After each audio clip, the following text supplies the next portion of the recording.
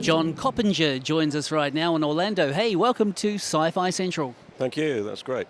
Now, you've been involved in Star Wars in quite a big way. Can you outline for us what that was? Yeah, sure. I'd worked on Dark Crystal. That was the first film I got work on. I knew that Star Wars was coming up, the third one, which was then called Revenge of the Jedi.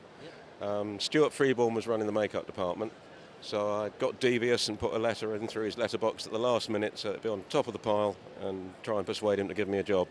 Nice job, and you got that job. And Phil Tippett sent you a model of Jabba, a little model, wasn't it? That's right. There was some drawings by Doug Chiang and several plaster models, and Phil Tippett sent us the one that George Lucas had obviously chosen to be the shape of Jabba.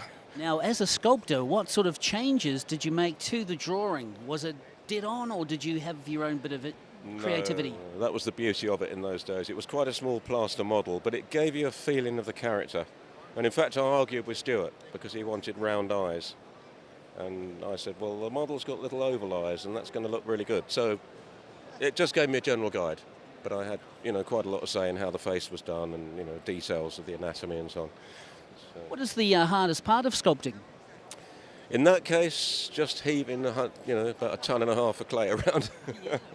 I used to get finished at the end of the day and forget I've got to wrap it up and spray it. So yeah, it's just physical. So that's... Yeah. And when it came to shoot time, you were involved in which way? Well, I sculpted Jabba, but there was actually a crew of 6 of us building him. And then we were working with Toby Philpott, David Barclay, Mike Edmonds, who were actually inside the beast. And the other 6 of us who'd constructed him operated him on set. So there was 2 radio sets for the eyes, for the facial expressions and for the eyes. And some of us were underneath pulling cables and working bladders. And in fact, about 8 of us at one point operating that creature. So. Well, pretty intricate stuff. Now, what would your thoughts be if George Lucas ever came in and gave it a digital makeover?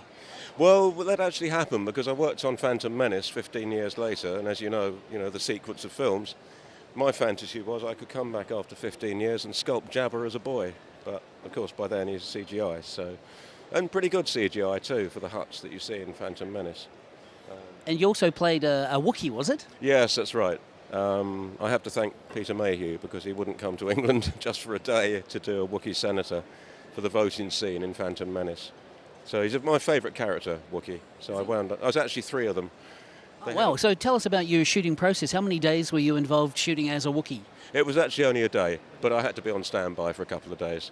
What happened was we had an original suit. It was modified to fit my head, and then some white fur was put on. So I acted the part of an old Wookiee, moved to my right, and I'm slightly younger with a bit more fur taken off, and then I'm the active one, the young one, jiving about on the end of the row. So it's actually 3 Wookiees, and they're all me. That's fantastic. What are your hopes for Star Wars in the future? Well, there's all these rumours, aren't there, that he's going to do the final 3 and make it 9. I really don't know. It's such an extraordinary, self-generating universe. I put a little tattoo on Jabba, and that was just something I did one wet afternoon for fun. Now you get all sorts of stuff on the net about Hutties, tribal markings, and I've got a badge here with the design on. It's on shoes. It's everywhere. So, but I think Star Wars, everything's moving on. I think we might have robots in Star Wars for real. If it's done in another 20 years, it won't be animatronic. It'll be a robot that will actually be Jabba and move about. So who knows? So there's such a big potential for future stories, live-action TV series, Clone Wars already happening. Yeah, I think so. No, it's huge potential. Yeah. Can you see yourself getting back into it, John? Not really, no. I think I was lucky. I say to younger folks that they're probably going to have to work with computers in one way or another. And I chose to stay in the Stone Age with a bag of mud and a sharp stick. So. But I'm not afraid of computers, but I just prefer the physicality of building things for real.